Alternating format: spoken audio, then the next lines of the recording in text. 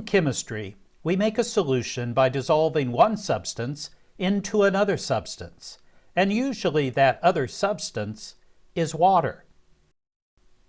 For example, if we pour a small quantity of sugar into 1 liter of water, it begins to dissolve. In order to make this a true solution, we need to get all of the sugar molecules to spread out uniformly. By stirring the water, we add kinetic energy to the molecules, causing them to move faster so that they will dissolve more quickly. All of the sugar has now dissolved.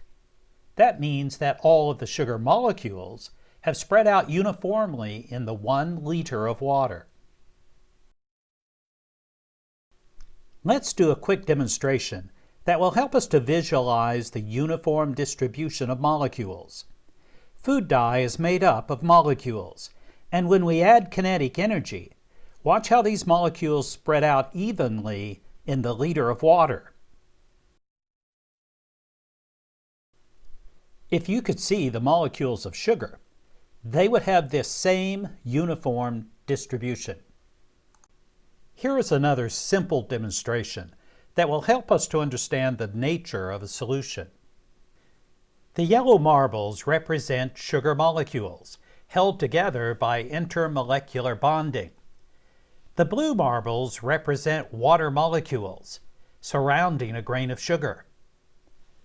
Watch what happens when we add kinetic energy to this system. According to the kinetic theory of matter, all atoms and molecules are constantly moving. And if enough energy is added to the molecules, they will begin to separate and move randomly throughout the volume of water.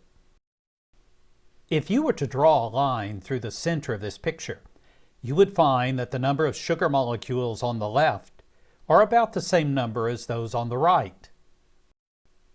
This happens naturally by the free and random movement of water and sugar molecules within the 1 liter volume. We would call this a homogeneous solution of sugar in water, because all of the sugar molecules are uniformly, or we might say evenly distributed, in the 1 liter of water. Every solution in chemistry has a solute and a solvent. The solute is what is dissolved in the solvent. By the way, note that the word spelled S-O-L-U-T-E is pronounced solute and not solute. Most of the time in your laboratory exercises, you'll be pouring the solute into the solvent. Water is the most important solvent on Earth. As a matter of fact, water is sometimes called the universal solvent. It is called the universal solvent because water can dissolve more substances than any other liquid on Earth. But keep in mind that this title is a little bit misleading. Not everything will dissolve in water, and many substances dissolve very slowly in water. Here is another example that will give us a good visual effect. Is Alka-Seltzer a solvent or a solute? Well, notice that it's the Alka-Seltzer that's dissolving and disappearing, and not the water. So the Alka-Seltzer is dissolving into the water and must be the solute.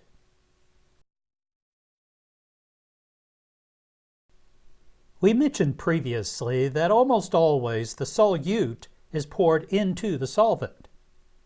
It is possible, of course, to pour the solvent into or onto a solute, but usually in a laboratory experiment, it's the other way around. Just remember that it will always be the solute that breaks up and dissolves into the solvent.